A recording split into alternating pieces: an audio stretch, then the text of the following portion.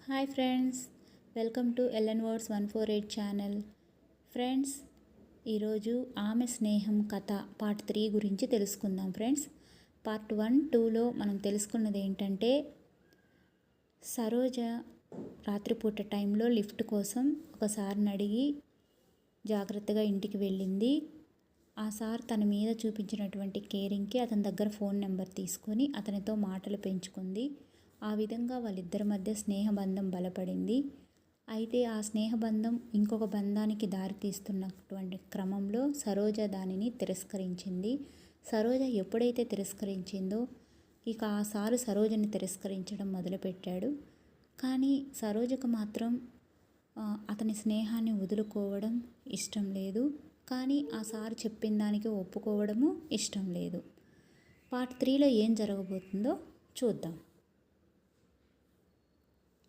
ఎంతగా మరచిపోదామన్నా అస్సలు వల్ల కావడం లేదు సరోజకి.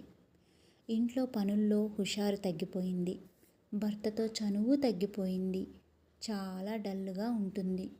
పిల్లల మీద కేరింగ్ కూడా తగ్గిపోయింది. నా భార్య ఎందుకు ఇలా ఉంది అని కూడా తెలుసుకోలేనటువంటి భర్త ఒక పక్క. పిల్లలు మాత్రం అమ్మ ఏంటి డల్గా ఉన్నావు అని అడిగేవాళ్ళు.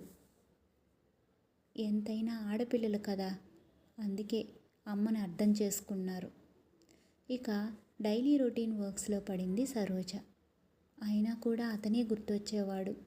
ఒక 20 days సైలెంట్గా ఉండింది సరోజ. కానీ రోజు రోజుకి ఇంకా ఎక్కువ గుర్తొస్తున్నాడు.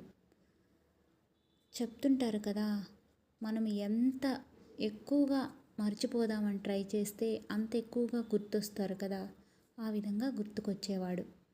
సరోజకి ఏం చేయాలో తెలియడం లేదు, ఎవరికి చెప్పుకోవాలో తెలియడం లేదు.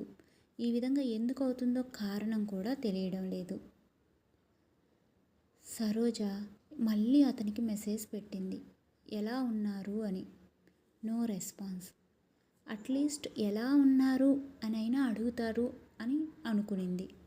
కానీ ఎటువంటి రిప్లై లేదు. సరోజకి బాధ రోజు రోజుకి ఎక్కువ అవుతుంది. ఎందుకంటే ఇతను నా గురించి ఏమైనా తప్పుగా అనుకున్నాడా? అందులోనూ నేను ఒక పెళ్ళైన ఆడదాన్ని, ఒక పెళ్ళి కాని వాళ్ళతో పరిచయం కోరుకోకూడదా? ట్రూ ఫ్రెండ్గా ఉండకూడదా?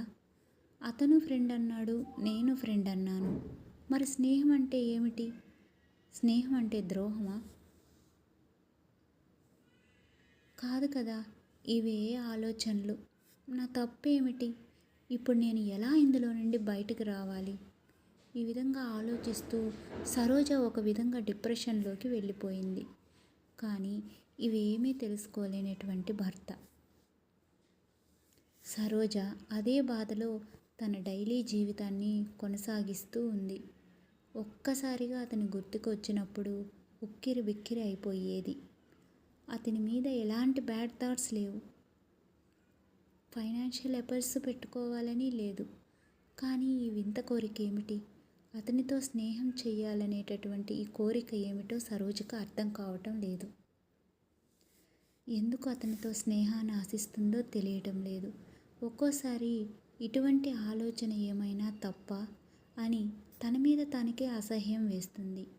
ఇలాంటి సిచ్యువేషన్ ఫేస్ చేయాల్సి వస్తుందని కలలో కూడా సరోజ అనుకోలేదు. ఫ్రెండ్స్, కథ బాగుంది కదా. పార్ట్ 4లో ఏం జరుగుతుందో చూద్దాం. Bye friends. మా ఛానల్ సబ్స్క్రైబ్ చేసుకోండి ఫ్రెండ్స్.